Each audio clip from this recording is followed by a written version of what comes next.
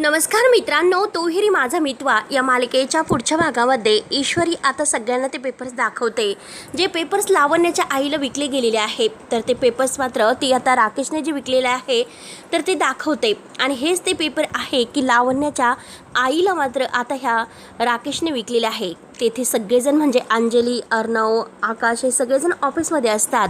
तेव्हा अर्णव म्हणतो की हे बघ, मी त्या राजेशला सोडणार नाही. कायदा जेव्हा त्याला शिक्षा द्यायची असेल तेव्हा तो देईल, त्या अगोदर मात्र मी त्याला फिनिश करून टाकणार आहे. मी त्याला नाही सोडणार.